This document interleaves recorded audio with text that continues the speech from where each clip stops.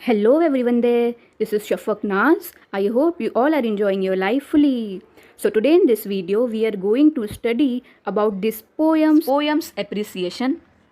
Appreciation बहुत ही ज़्यादा important होता है। बोर्ड एग्जामिनेशन में सारी पोएम में से कोई एक पोएम पे एप्रिसिएशन लिखने के लिए पूछता है, तो बहुत ही ज़्यादा इम्पॉर्टेंट है और स्कोरिंग भी है। कुछ नहीं करना है, बस टोटल 8 पोएम के एप्रिसिएशन को एक साथ लिख लो, कहीं कंपाइल कर लो साथ में कहीं, और याद कर लो। वो सब में से कोई एक तो, आठों में से कोई एक तो आने ही वाला है। एप्रिसिएशन में क्या होता है, कुछ पॉइंट्स दिए हुए होते हैं, उस पॉइंट्स को थोड़ा एलोबोरेट करके अपने को लिखना होता है पोएम के पॉइंट ऑफ व्यू से। इसलिए पोएम की अंडरस्टैंडिंग बहुत ही ज़्यादा इंपॉर्टेंट होती है। आठों पोएम का डीप अंडरस्टैंडिंग होनी चाहिए एप्रिसिएशन को लिखने के लिए। सिर्फ ट्रांसलेशन समझ के पोएम का कोई मतलब नहीं होता है। इसलिए word to word explanation of your every poem of this subject is available in this channel. जिनको नहीं पता है वो देख सकते हैं। और एक इम्पॉर्टेंट बात, हम आपके पोएम की सारी एक्सरसाइज को किस तरह कंप्लीट करेंगे ये एक बार जान लो।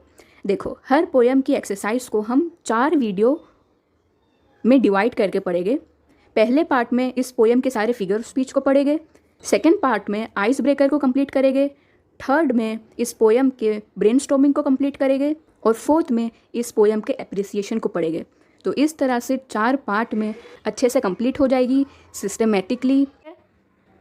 तो देखते हैं इधर पे कौन कौन से पॉइंट्स दिए हैं। तो पहले वही बता देंगे कि पोएम किसने लिखी है।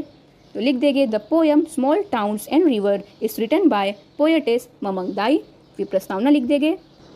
The poem is based on the belief of the tribal people from the northeast that the souls of the beloved one always continue to dwell in the natural elements around. The poet has expressed anxiety at the developments in the small towns. फिर देखेंगे कुछ special feature है क्या इस poem का। This poem is a beautiful word picture. It is also a lament of the poet about her beautiful native land of Arunachal Pradesh. फिर देखेंगे free words में लिखी गई है पोएम या राइमिंग स्कीम में, तो पता ही है फ्री वर्ड्स में लिखा गया है, तो लिख देंगे the poet has not used rhyming scheme in any of the stanza. The poem is written in a free verse.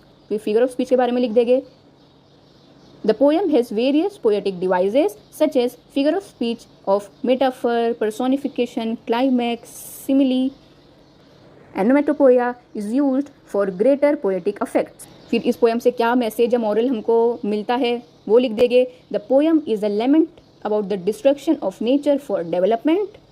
We all will feel the sorrow of the poet when we read about how nature's beauty is damage for man's greed called progress.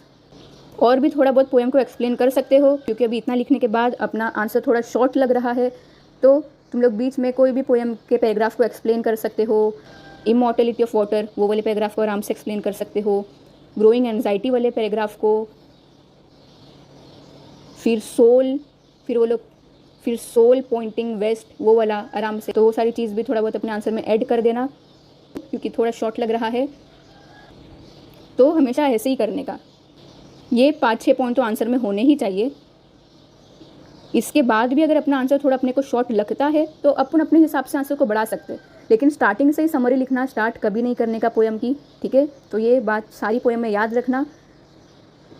Appreciation के 5-6 points कौन कौन से, poem किसने लिखा है, poem की प्रस्तावना लिखोगे, उसके बाद फिर स्पेशल फीचर कुछ है क्या पोएम का, फिर फिगर ऑफ स्पीच लिखोगे, राइमिंग स्कीम में लिखा है या फ्री वर्ड्स में, और मैसेज। ये 5 पॉइंट लिखने के बाद तुम लोग को लगता है कि आंसर छोटा लग रहा है, वैसे तो शॉर्ट नहीं बनता है नॉर्मली, 1-2 पोएम, ये एक पोएम ऐसी है और एक और पोएम आई थी पीछे, उसमें स्पेशल फीचर नहीं मिल रहा था, तो सिर्फ स्पेशल फीचर नहीं मिलता है, तो स्पेशल फीचर की जगह हम थोड़ा बहुत समरी लिख सकते हैं पोएम की, ठीक है। लेकिन बाकी सारी पोएम में स्पेशल फीचर आए थे, इसलिए ज़बरदस्ती पोएम को एक्सप्लेन नहीं करने लगने का, शॉर्ट में मैक्सिमम पॉइंट कवर करने का, ठीक है। तो इसी के साथ हमारा पोएम सेक्शन हो जाता है फुल्ली कंप्लीट। हमने फाइनली कंप्लीट कर दिए आपकी पोएम सेक्शन को। वर्ड टू वर्ड एक्सप्लेनेशन हो गया, सारी पोएम के फिगर ऑफ स्पीच बता दिए, सारी पोएम के ब्रेनस्टॉर्मिंग सॉल्व करा दिए, सारे पोएम के एप्रिसिएशन और सारी पोएम के आइस ब्रेकर को भी हमने सॉल्व कर लिए। वर्ड टू वर्ड एक्सप्लेनेशन मत भूलना, सबसे इम्पोर्टेंट वही है। वही समझने के बाद इसको सॉल्व करना। तो यहाँ पे आपका इंग्लिश सब्जेक्ट का पोएम सेक्शन फुल्ली कंप्लीट हो जाता है। अब हम इसी तरह बढ़ेंगे चैप्टर की तरफ, और चैप्टर को भी धीरे धीरे ऐसे ही कंप्लीट करके जाएंगे, एक्सप्लेनेशन भी करेंगे, एक्सरसाइज भी सॉल्व करेंगे। ठीक है, तो अब मिलेंगे हम नेक्स्ट वीडियो में। Good bye.